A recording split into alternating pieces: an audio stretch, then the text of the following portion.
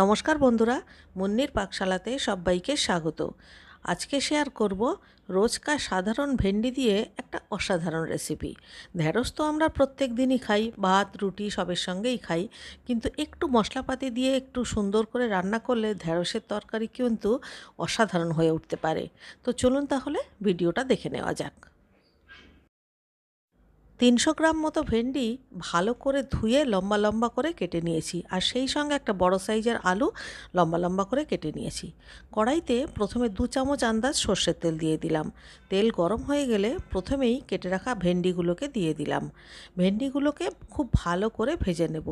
ভেন্ডিগুলো এমনভাবে ভাজবো যাতে 80% কুক হয়ে যায়, আর ভাজবার সময় অতি অবশ্যই স্বাদ মতো নুন আর পরিমাণ মতো হলুদ দিয়ে দিতে হবে।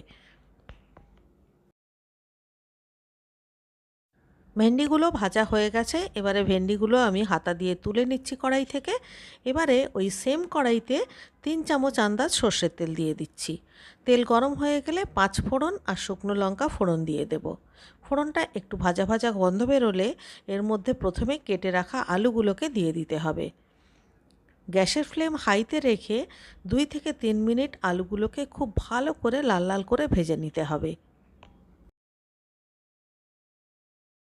এরপর আলুর মধ্যে স্বাদ মতো নুন, পরিমাণ মতো হলুদ, আর 1 চামচ ভর্তি ভর্তি আদা রসুন বাটা আর 1 চামচ লঙ্কা বাটা দিয়ে দিতে হবে।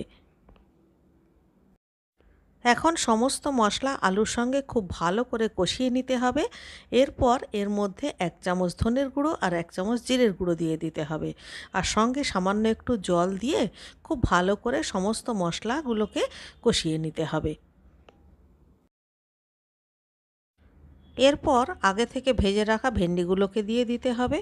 আবারও 1 থেকে 2 মিনিট সমস্ত কিছু খুব ভালোভাবে কষিয়ে নিতে হবে। এবারে 1 কাপ মতো জল দিয়ে দিচ্ছি। ভেন্ডির তরকারিতে খুব বেশি জল দেওয়ার প্রয়োজন হয় না, মোটামুটি সব কিছু সেদ্ধ হয়ে গেছে, তাই 1 কাপ মতো জল দিয়ে গ্যাসের ফ্লেম মিডিয়াম করে ঢাকা দিয়ে 2-3 মিনিট রান্না করে নেব।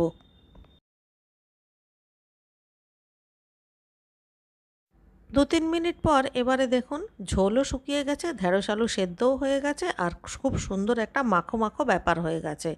এবারে এর মধ্যে 1 চামচ আমচুর পাউডার দিতে হবে, আর সামান্য একটু ভাজা মশলা, ধনে জিরে শুকনো লঙ্কা ভাজা যে মশলা থাকে বাড়িতে, সেই মশলা থাকলে দেবেন, এটা একেবারেই অপশনাল। না থাকলে শুধু আমচুর দিয়ে খুব ভালো করে নাড়াচাড়া করে 1 মিনিট মতো রেখে গ্যাস বন্ধ করে দিতে হবে। তো আমাদের মশলা ভেন্ডি একদম রেডি। এখন এটাকে ভাত রুটি দুইয়ের সঙ্গেই পরিবেশন করতে পারবেন। আশা করছি রেসিপিটা আপনাদের ভালো লাগবে। ভালো লাগলে প্লিজ লাইক করবেন, কমেন্ট করবেন, আর অবশ্যই সবার সঙ্গে শেয়ার করে দেবেন। আর আপনি যদি আমার চ্যানেলে নতুন বন্ধু হয়ে থাকেন তাহলে চ্যানেলটিকে সাবস্ক্রাইব করে প্লিজ আমার পাশে থাকবেন। তাহলে আজকের মতো এই পর্যন্ত, দেখা হচ্ছে পরবর্তী ভিডিওতে আবার একটা নতুন রেসিপির সাথে নিয়ে।